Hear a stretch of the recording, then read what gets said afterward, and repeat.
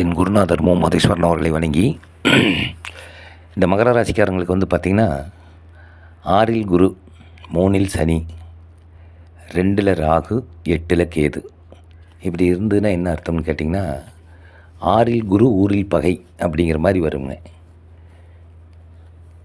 அதனால் வந்து பார்த்திங்கன்னா பொருளாதார சீர்குலைவுக்கு கொஞ்சம் வாய்ப்புகள் உண்டுங்க. என்னதான் செஞ்சாலும் நம்மளுக்கு பொருளாதாரம் முன்னுக்கு வரவே முடியலையே அப்படிங்கிற மாதிரி ஒரு சூழ்நிலை ஏற்படுத்துங்க. இந்த ஜுவல்லரியில் கொஞ்சம் நம்ம பேங்க்கில் வைக்க வேண்டியது சூழ்நிலை ஏற்படுமானால் கண்டிப்பாக அது வருங்க. ஆனால் அதை நம்ம திருப்பிக்கலாம். மறுபடியும் அடுத்தது 7க்கு குரு வரப்போகிறாரு, அப்போ நம்ம பார்த்துக்கலாங்க. ஆனால் வீட்டில் சுபபரியம் நடக்குங்க. ஏன்னா 12 கூடியவர் ராசிக்கு 6ல் கெட்டு 12ஆம் இடத்தை பார்க்கும்போது வீட்டில் சுபபரியம் தான் நடக்குங்க.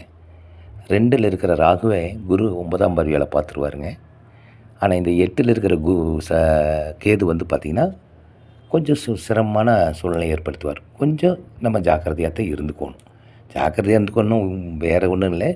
எதை அவசரப்பட்டோ இல்லை வார்த்தைகளை விட்டோ பிசுக்குன்னு பேசிடக்கூடாதுங்க. அது மட்டும் நீங்கள் கரெக்டாக இருந்தீங்கன்னா போதுங்க. ஏன்னா 3ஆம் இடத்துல காரிஸ்தானம், கௌரஸ்தானம், வெற்றி ஸ்தானத்தில் சனி உட்காந்துருக்காருங்க.